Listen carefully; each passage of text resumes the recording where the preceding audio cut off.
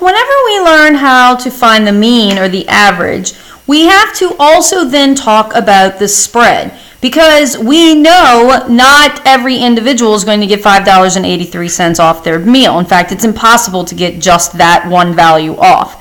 So we want to then measure, well, how spread out is the data, okay, to give us an idea of how much the manager could use this to know on average how much money can he expect to spend on to give out in discounts on this particular day.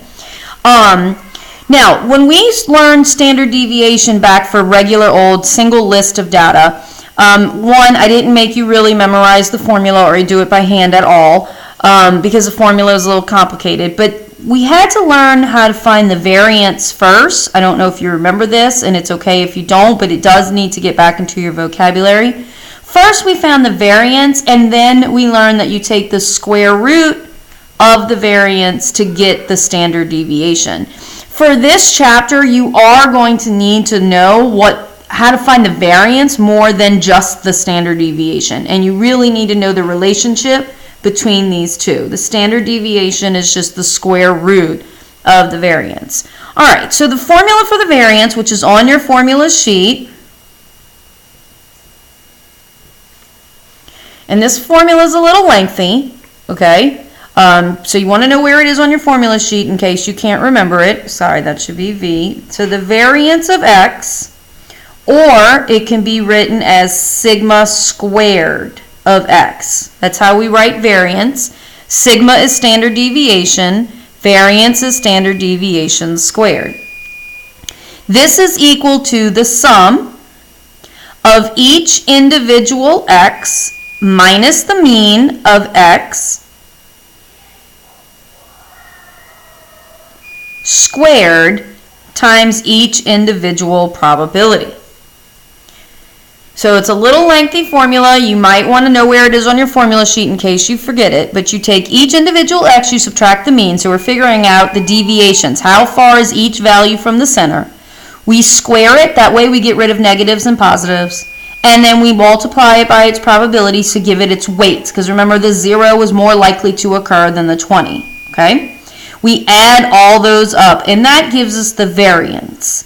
Now the standard deviation comes from that formula above, and we just take the square root of the variance. We just take the square root of all of this here, okay?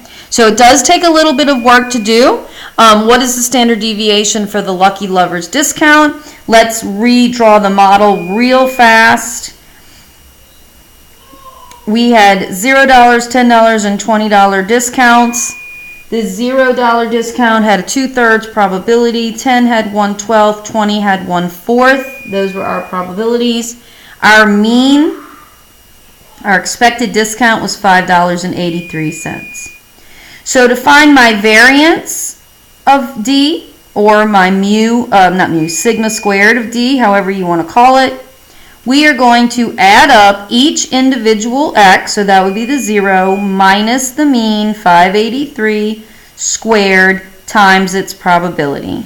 And we're going to continue with each one, 10 minus the mean, squared, times its probability, plus 20 minus the mean, squared, times its probability.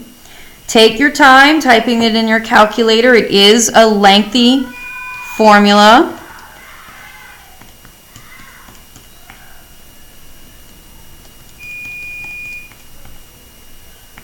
You can type it in just like I'm typing it in.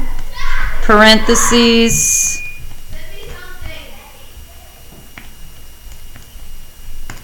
And we get $74.31. Now that's the variance. That is not the standard deviation. Make sure that you are aware when you use that formula, you're finding the variance. The standard deviation is the square root of that number. I'm going to do square root of second answer so that I don't take I don't use a rounded number in the middle of a calculation. I hit enter twice, just ignore that last one, and it's $8.62.